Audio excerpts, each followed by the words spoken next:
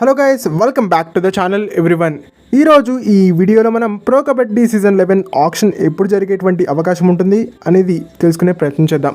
So video చాలా ఇంట్రెస్టింగ్గా ఉండబోతుంది. దయచేసి వీడియోని ఎక్కడ కూడా స్కిప్ చేయకుండా లాస్ట్ వరకు చూడడానికి ప్రయత్నం చేయండి. అండ్ వీడియో కనుక మీకు నచ్చినట్టయితే లైక్ చేయండి, షేర్ చేయండి, మన ఛానల్ని సబ్స్క్రైబ్ చేసుకుని పక్కన ఉన్న బెల్ ఐకాన్ ప్రెస్ చేసి ఆల్ ఆప్షన్లో సెట్ చేసుకోండి. అండ్ ఇలాంటి మరిన్ని వీడియోస్ కోసం ఛానల్ని డైలీ ఫాలో అవడానికి ట్రై చేయండి. టాపిక్లోకి వచ్చేస్తే ప్రో కబడ్డీ సీజన్ 11 ఆక్షన్ని మనం జూన్లో చూసేటువంటి అవకాశం ఉంటుందని చాలామంది యూట్యూబర్స్ అభిప్రాయపడ్డారు. ఈవెన్ నేను కూడా అదే ఒపీనియన్తో ఉన్నాను.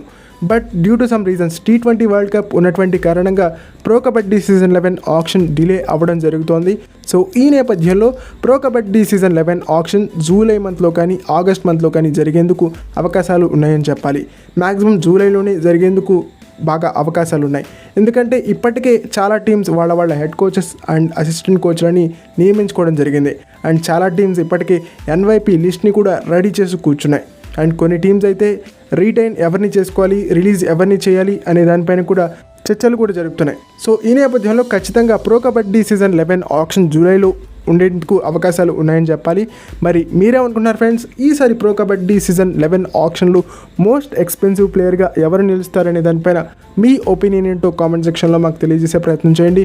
మరిన్ని ఇలాంటి అప్డేట్స్ అండ్ వీడియోస్ కోసం మన ఛానల్ని సబ్స్క్రైబ్ చేసుకుని పక్కన ఉన్న బెల్ ఐకాన్ ప్రెస్ చేసి ఆల్ ఆప్షన్లో సెట్ చేసుకోండి. అండ్ ఇలాంటి మరిన్ని వీడియోస్ కోసం ఛానల్ని డైలీ ఫాలో అవడానికి ట్రై చేయండి.